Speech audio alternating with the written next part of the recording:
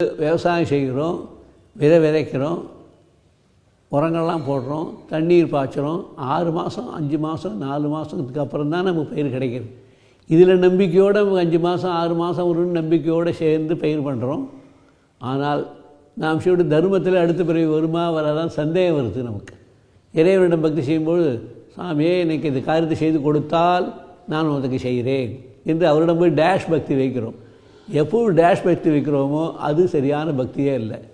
உன்னை நினைப்பது நமச்சிவாயமே, என்னை காப்பது நமச்சிவாயமே என்று எப்பொழுது உறுதியாக பக்தி செய்கிறோமோ, எப்பொழுது நாம் செய்யக்கூடிய தர்மமானது நமக்கு புண்ணியத்தை கொடுக்கும் என்று தீர்மானமாக இருக்கிறோமோ அப்பொழுது தான் அது பலனை அளிக்குமே தவிர, சந்தேகத்தோடு செய்யக்கூடிய தர்மமோ சந்தேகத்தோடு செய்ய பக்தியோ புண்ணியத்தையும் அளிக்காது, பலனையும் அளிக்காது.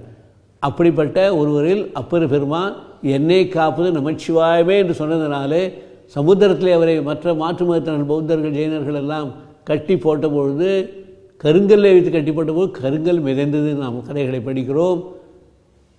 பெரிய சுண்ணாம்பு கால்வாய் இறங்கினபோது கூட அது குளிர்ந்தது என்று நாம் நினைக்கிறோம். இதே போல் மாணிக்கவாசக சுவாமிக்கு வைகைக்கரையிலே கொதிக்கிற வெயிலை நினைத்து தண்டனை கொடுத்த போதும் அந்த நமச்சிவாயமே என்று நமச்சிவாய வாழ்க ஆதந்தாள் வாழ்க என்று பாடின போது சிவபுராணத்தை பாடியபோது தான் அந்த ஆற்று ஜலமே வெள்ளமாக மாறி கொஞ்சம் குடிச்சுலாம் ஆனதெல்லாம் நாம் அற்புதமெல்லாம் பார்க்கிறோம். ஆகவே புராணங்களிலே காட்டிலும் மிகச்சிறந்த புராணம் பெரிய புராணம். புராணங்கள்லாம் பழங்கால கதையை சொல்லக்கூடியது.